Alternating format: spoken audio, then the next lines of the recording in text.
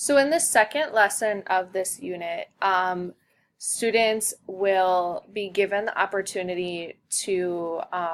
look for a nonfiction book that pertains to the topic of the research paper. Students were able to choose any topic they wanted for their research paper, just as kind of a motivating factor to make sure it was a topic that they were really interested in, and there weren't necessarily a lot of guidelines. If the topic was too vague, the general education teacher or the ESL teacher would help them kind of narrow down their topic a little bit so they didn't get too much information. But each student already has a topic that they've chosen, and now that they've kind of had a little bit of practice picking out facts from a nonfiction book, and they kind of have an idea of the types of information that they should be looking for as it pertains to their topic, they're going to go through a very structured lesson of how to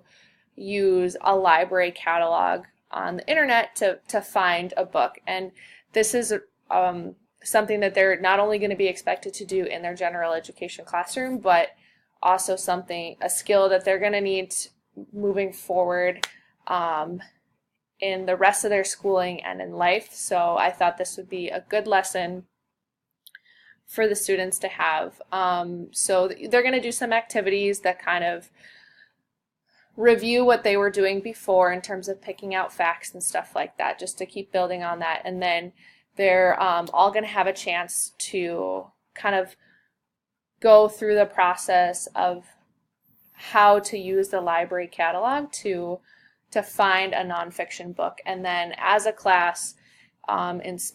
a partner setting or small group, they're going to get a chance to go to the library and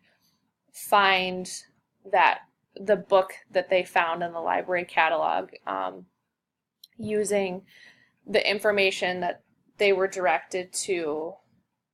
record to be able to find that book in the library. And the teacher is going to help support them in finding that book in the library. And then they're going to get a chance to kind of explore the book and make sure that it's a useful book, and talk about the different elements of the book, the captions, the pictures, what kinds of information those things give. And then they're also going to tie it in at the end of the lesson with lesson number 1, and that they're going to have to pick a fact from the book that they found in the library and write it down and hand it into the teacher, just so that the teacher can make sure that they kind of are following the process of what they're supposed to be doing, and that they understand how to pull information from the book independently, so that when they go to write their research paper, they're not overwhelmed by the amount of information that they're getting and unsure how to pull information out.